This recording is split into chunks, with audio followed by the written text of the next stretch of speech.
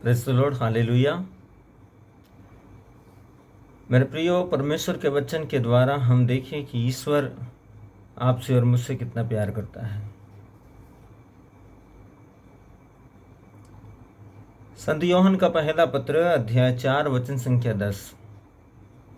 संत योहन का पहला पत्र अध्याय 4 वचन संख्या 10 में प्रभु ईश्वर कहता है, ईश्वर के प्रेम की पहचान इसमें है कि पहले हमने ईश्वर को नहीं बल्कि ईश्वर ने हमें प्यार किया और हमारे पापों के प्रायश्चित के लिए अपने पुत्र को भेजा।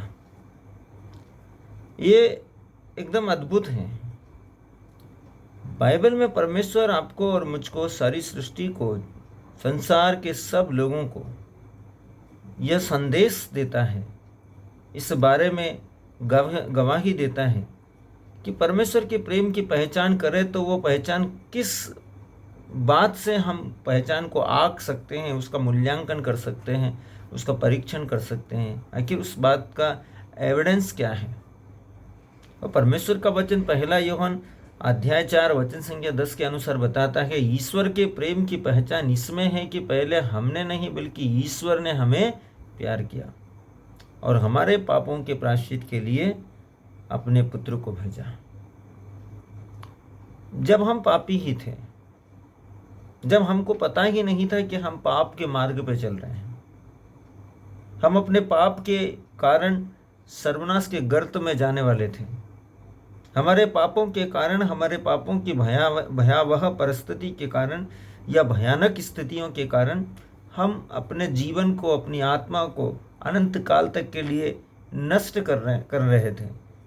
ठीक उस समय परमेश्वर ने हमारे पाप के लिए उत्तरदायित्व लिया, हमारे पापों का उत्तरदायित्व लिया। ठीक वैसे ही जैसे एक पिता अपने पुत्र के सभी प्रकार के गलतियों का, उसकी सभी प्रकार की अच्छाइयों का उत्तरदायित्व लेता है। यदि हम अपने संतानों की भलाइयों का उत्तरदायित्व लेते कि मेरी परवरिश, मेरी शिक्षा, मेरे संस्कारों के द्वारा आज वो इस मुकाम पर है या इस ओहदे पर या इस परिस्थिति को, उसने इस संकटमय परिस्थितियों को पार कर आज जिस जगह पर है, वो उसका उत्तरदायित्व मेरा है। उसको पहुंचाने के लिए, उस स्थान तक पहुंचाने के लिए उत्तरदायित्व मेरा है। इसलिए ईश्वर ने हमारे पापों का उत्तरदायित्व लिया। हमारे पाप के कारण, जो पाप हमने किए थे, उन पापों का उत्तरदायित्व ईश्वर ने लिया और हमारे पापों के लिए प्रायश्चित किया। ये प्रेम की सबसे बड़ी पहचान है। मेरे प्रियो, आज आपके और मेरे जीवन में यदि हमसे कुछ गलतियां हो जाती हैं और हम पुलिस के हाथ पड़ जाते हैं या कोर्ट या कचहरी के हाथ पड़ जाते हैं, तो कौन हमारे बदले की सजा लेता है? है कोई ऐसा व्यक्ति जो आपके और मेरे बदले अपने आप को क्रूस पर देने के लिए या जेल में देने के लिए या पुलिस के हाथ देने के लिए, कि पुलिस के पास में जाकर पुलिस से कहे, थानेदार साहब से कहे या पुलिस इंस्पेक्टर से कहे कि भाई साहब, इस व्यक्ति ने जो भी गलती की है उस गलती को मैं अपने सर लेता हूँ, इसको छोड़ दो? ये संभव है? ये संभव है? लेकिन परमेश्वर का वचन कहता है, ईश्वर के प्रेम की पहचान इसमें है कि पहले हमने नहीं, ईश्वर ने हमको प्यार किया और उस प्यार को, उस प्रेम को प्रकट करने के लिए उसने अपने पुत्र को भेजा हमारे पापों के प्रायश्चित के लिए। परमेश्वर दयालु है, परमेश्वर प्रेमी है, परमेश्वर अनुग्रहकारी है। यदि उसने आपके पापों की क्षमा के लिए अपने पुत्र को भेजा, यदि उसने अपने पुत्र को आपके पापों के प्रायश्चित के लिए भेजा, तो आपको और मुझको इस बात को समझना चाहिए कि कोई है जो मेरी बहुत ज़्यादा केयर करता है, बहुत ज़्यादा परवाह करता है, जो मेरे हर एक परिस्थिति के लिए सबसे ज़्यादा फिक्रमंद है, जो मुझसे बहुत प्यार करता है। इसीलिए उस प्यार का प्रमाण देने के लिए मेरे पापों के गुनाहों की सजा उसने अपने ऊपर ले लिया। इससे बड़ा प्रेम और किसी का नहीं कि कोई अपने मित्रों के लिए अपने प्राण अर्पित कर दे। मेरे प्रियो, ईश्वर ने हमारे लिए अपने प्राणों को अर्पित कर दिया।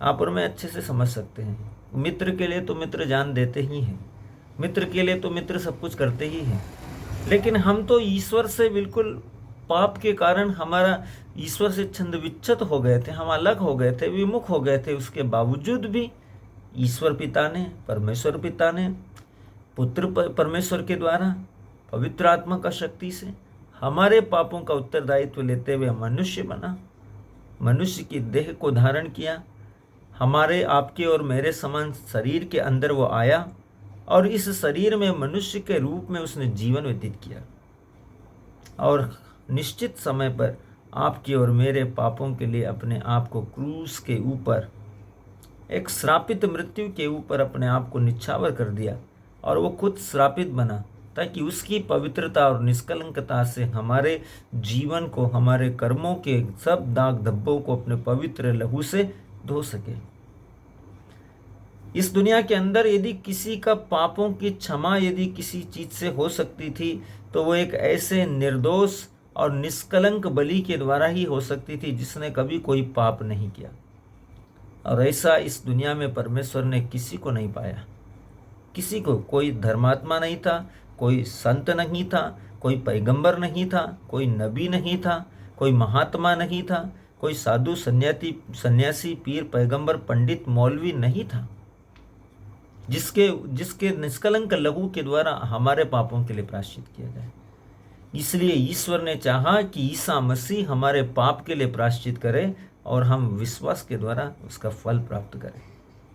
इसलिए संत योहन का पहला पत्र अध्याय 4 वचन संख्या 10 में संत योहन लिखते हैं अपने पत्र के अंदर, ईश्वर के प्रेम की पहचान इसमें है कि पहले हमने नहीं, ईश्वर ने हमें प्यार किया।